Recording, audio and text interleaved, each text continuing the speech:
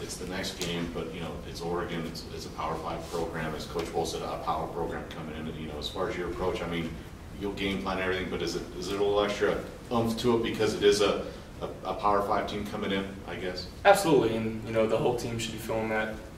It's an opportunity to go out there and show everybody that we're a real team. And obviously, starting week 1 against Iowa and not playing particularly well in that game, it's not going to bother us. That's out of our minds now, and definitely looking forward to this week as a big opportunity. I know you mentioned you played Iowa to open, you played at Nebraska last year, and again, it's not just on one guy, but as the quarterback and the leader, is there more on your shoulders this week when a team like this comes in, or do you approach it that way, or can you elaborate on that a little bit?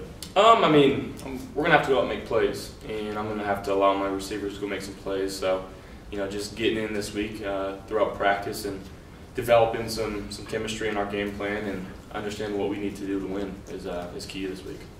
So you obviously made some big strides from Iowa to Gardner-Webb in the passing game. What's on your to-do list going forward, like specifically to sort of build that chemistry you were talking about with your receivers? I mean, just throughout practice and gaining some more trust in these guys. We had one guy who caught a touchdown last year returning, so we got a few young guys that are capable of making plays, and we see that with Austin Conway and C.J. Johnson. John McCauley made some catches, so just understanding that there are guys, and they're going to have to go make some plays, and I got to put 100% trust in them. Oregon also uses a 3-4 front. I guess just in general on their defense, what have you seen from them so far, or what are you expecting this week?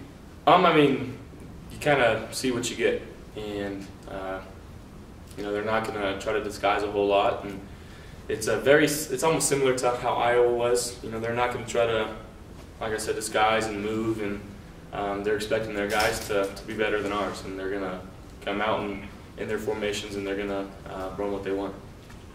So much talk about separation with the receivers, getting away from DBs. What do you guys work on in preparation this week to maybe try and see if your guys can get a little more open for you?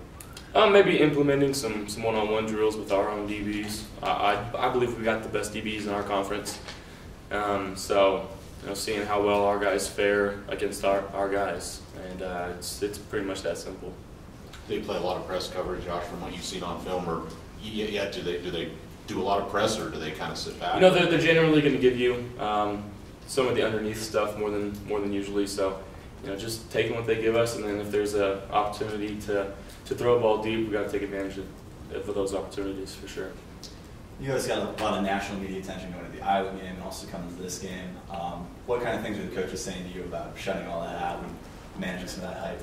I mean, I've been here long enough. I think most of the guys here that are playing this game understand what this is about.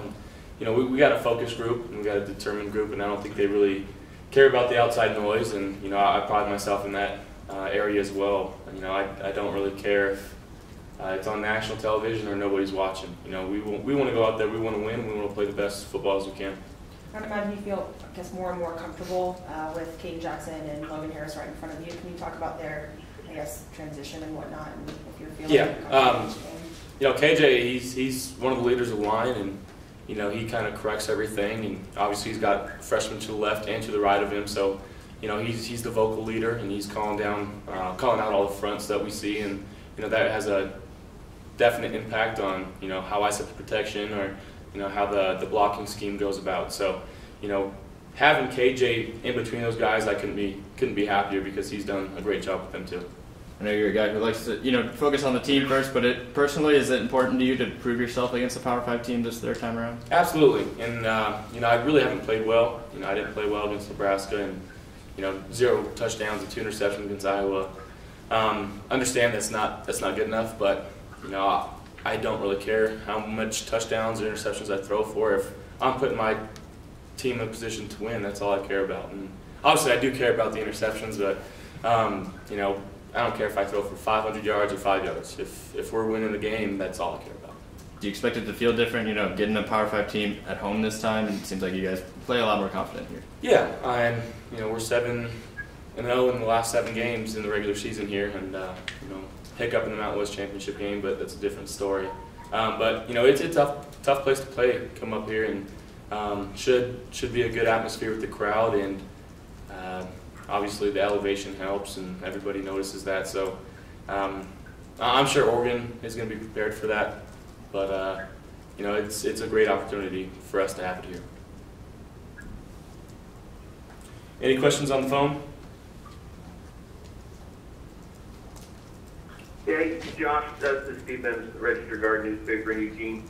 You mentioned with Nebraska and Iowa, can you take something from those two? That is there just, you know, the speed of placing a Power 5? Is there a difference there? Is there a difference in kind of the talent that we see? Do you learn from the first two that you bring into this game? Absolutely, and you know they've got guys, and they got depth. You know, Iowa and Nebraska, they had depth at defense, and they flew around really well, and there was really no weak spots in their defenses. So, you know, understanding that when the game's close, you know, especially in the late quarters in the third and fourth, it's not time to press, even if you're down. You know, continue playing your game, and I kind of felt like I did that against Iowa, and obviously threw 2 interceptions late in the fourth quarter. But understanding that, you know, just continue to play your game, take what they give you, and ultimately try to put your team in the best position possible.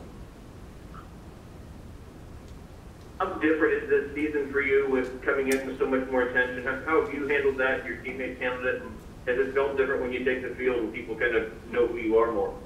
You know, it doesn't really feel different. You know, I'm a football player, and we go out there and we play football. When I'm on the field, I don't really see or hear anyone in the stands or care about what anybody's thinking or talking about me. You know, I'm going on the field playing for my teammates, and you know, I've got their back, they've got mine, and we're going to continue to keep playing how we are. How about Trey Woods? What do you see out of him as a possible addition to your backfield?